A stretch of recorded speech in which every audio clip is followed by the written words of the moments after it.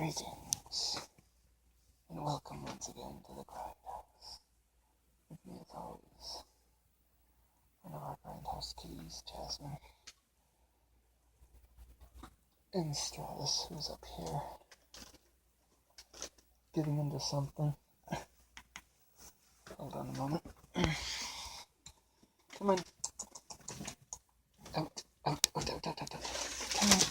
Come on. No, come on. No. Stay. Thank you. Oh.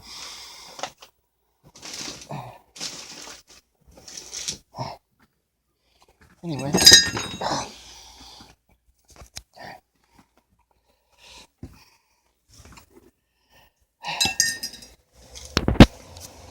It is time for the top 10 list. But actually, instead of the top 10 list tonight, I'm saving that for another night. I'm actually going to be doing the honorable mentions. The reason why I'm doing this is because before I tried to fit it all in one video, and it apparently was too long for YouTube. Anyway, so right now we're going to do the top 10. We're going to do the honorable mentions of different movies that didn't get in, but were, still worth mentioning. Let's see. And there are quite a few. Let's start with Lee Van Cleef in Death Rides a Horse. Great spaghetti western. Probably the first real western I actually ended up watching about 2 or 3 years ago now. What? Maybe about, maybe 4. I'm not sure right now. It's been a while since I've actually remembered the day I actually got the DVD. So there was that one, It's a Revenge Story. It's also used a lot in some themes run prevalent in that particular story for other directors. Namely, a certain director that's very popular that will remain nameless for the time being. Let's see some other lists. Some other candidates. Saw the movie with Pam Grier, Coffee. That's a pretty good movie. Blaxploitation. Action film. Saw Sid Haig in that one. And that was, he looked to be in his 20s in that film. And the first time I ever saw Sid Haig, of course, was House of a Thousand Corpses, which brings to mind Rob Zombie. Two films that Rob Zombie did, of course, the Firefly family ones, House of a Thousand Corpses and The Devil's Rejects. Those are definitely great films. But I didn't really... Well, House of a Thousand got number 10, so Devil's Rejects, I didn't really want to go with too many sequels if I could help it. So on this one, it's technically on the top 10 list.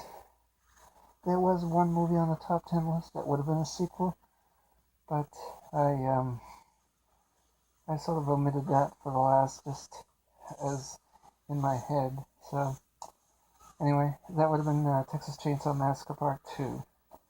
Also with Bill Moseley, ironically. Let me see. There's so many others. The guy from Harlem voted as, well, probably on the internet anyway, voted as the Plan 9 from outer space of blaxploitation films. I don't think it was that bad. I thought it was, it had the soundtrack, yeah, okay, and the choreography and the fighting choreography was a little laughable. But story-wise, it was decent, amid the bad acting, and yes, there was some bad acting in it. I'm not going to remotely lie there. It was definitely a movie that had to be seen to be believed, I suppose. Let's see, some other ones. any Steven Seagal film or Red Brown film would have probably made the list if possible. Strike Commandos for Red Brown, kind of a Rambo exploitation film, and any Seagal film that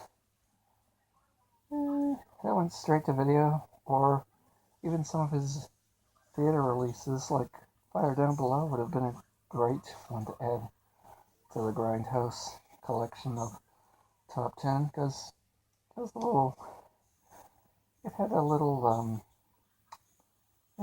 low budget feel to it in terms of storyline.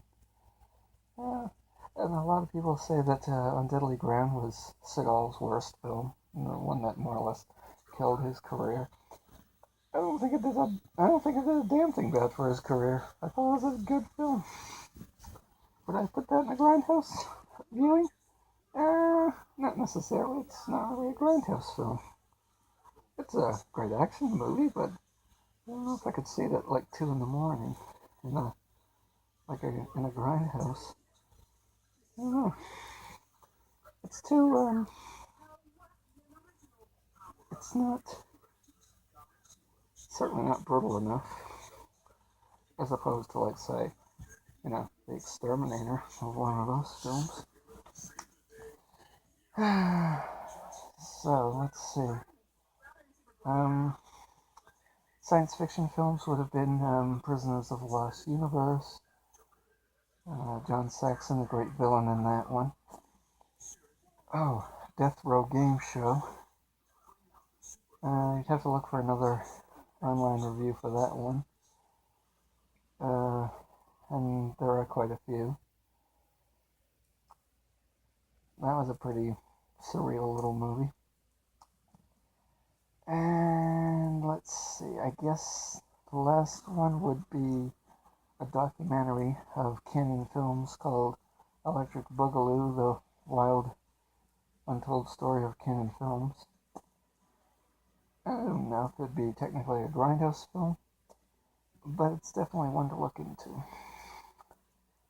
Anyway, the next one is number one. The number one film in the Grindhouse will be coming up due to, like I said before, I did have this video done, but it was too long, so I'm going to have to restart it.